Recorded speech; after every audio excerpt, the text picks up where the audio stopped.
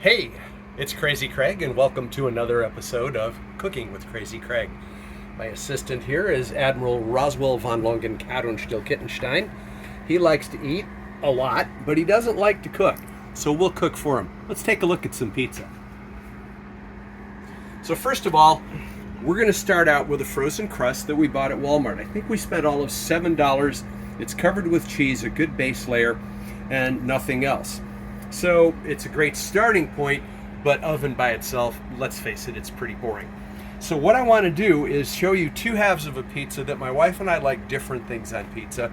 I've already cut up the ingredients, so we're just going to go ahead and spread them out, and then we'll talk about cooking it. Speaking of cooking, our oven is a combination with the microwave. You probably have a regular oven at home, and we're going to get that oven preheated to about 425 degrees. Look at the box for your pizza to find out what temperature yours should be at, but typically it's 425 to 450. Let the oven totally preheat, let it signal you that it's preheated, and let it set for a minute or two just to make sure that temperature has stabilized. Also, when you're cooking in your oven, because it's going to be a normal oven in homes, you're going to have a grill, or a rack rather, in the oven. We don't have one in our microwave, so we have this little portable one. So we're going to put the pizza on there. That will help the crust brown underneath and just be much more flavorful and crispy. So let's go to work. We've got some pepperonis here. We're going to spread those all over the entire pizza because we both like pepperoni. And we cut them up so they're not as likely to fall apart. And you can get these at the store in a bag, which is very simple. Put them out. I like my stuff to go all the way to the edge of the pizza. I hate it when they just stick all the ingredients in the middle. It drives me crazy.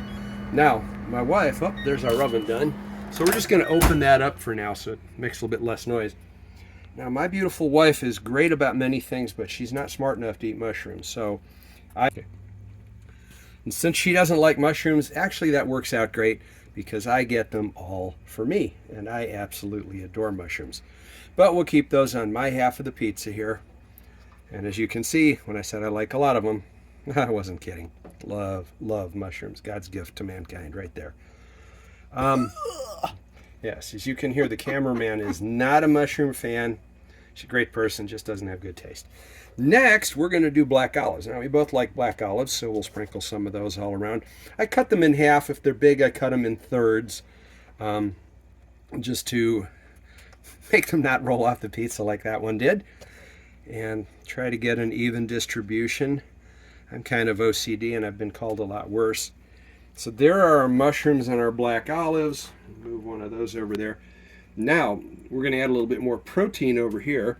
My wife loves ham, so we're going to sprinkle slices of ham all over the place. And I've pre-cut this stuff so that we wouldn't waste time just watching me cut things. And we do lose the potential for me eliminating a finger, but we'll hope that this is entertaining without that. And then she doesn't understand mushrooms, and I'll tell you what, I don't understand these artichokes. I'm not sure what they look like, but good isn't part of it. But she likes them, and I like her, so we do them. But whatever vegetables and meat that you want, you can just put it on, make it up, whatever you want. Make it up on the fly, whatever it takes. So now we've got that all covered. I'm going to rinse my hands off because those things are slimy. And then we're going to throw, just for fun, a little bit of bacon bits on the thing here. We're just going to add a little bit of flavor. And again, this is way easier than making bacon on your George Foreman grill, although I suppose you could do that. Now, pizza isn't pizza without cheese, and especially if you're from Wisconsin, or if you spent years of your life in Italy, either way you need cheese. So there was cheese on the bottom, now we're going to put cheese on the top. Little hint that I've discovered, I put most of the cheese around the outside. It will run into the center, and it takes longer for the center of the pizza to cook. What kind of cheese? Where do you get it? Mozzarella cheese. You can pick this up at Walmart or any grocery store.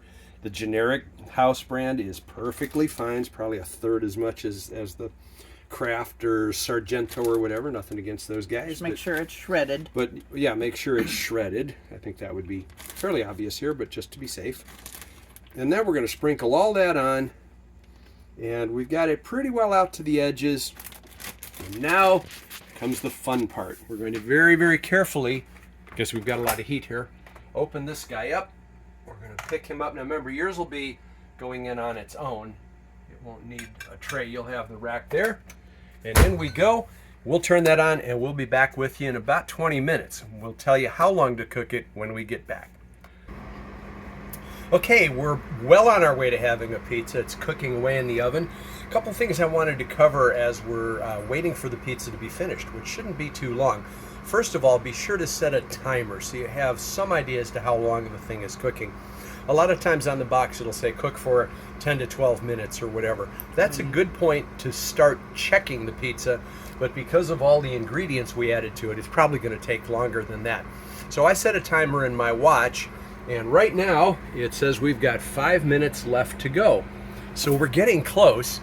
In anticipation of getting our pizza, a nice rounded blade for cutting the pizza, and having our cutting board ready to go.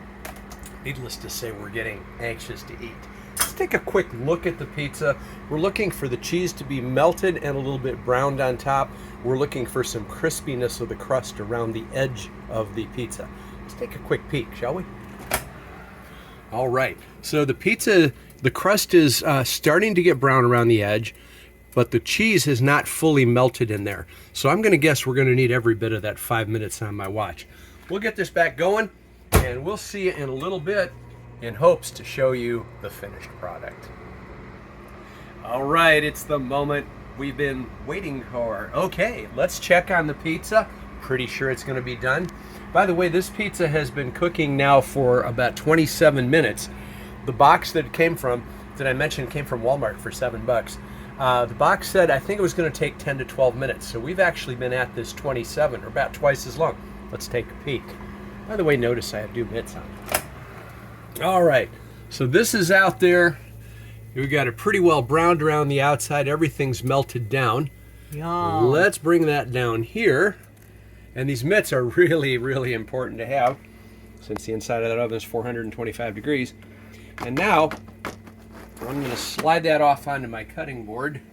Just put that back. Be really careful around the oven. I mean, it goes without saying that hot hurts. Now, I'm going to let this set for just a moment.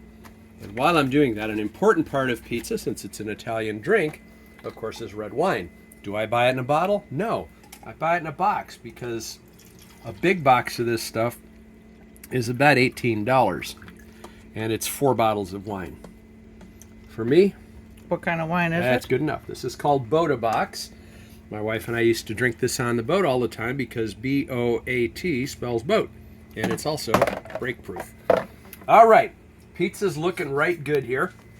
Remember, we made it in 2 halves depending on different tastes. There's artichokes over there, and there are mushrooms over here.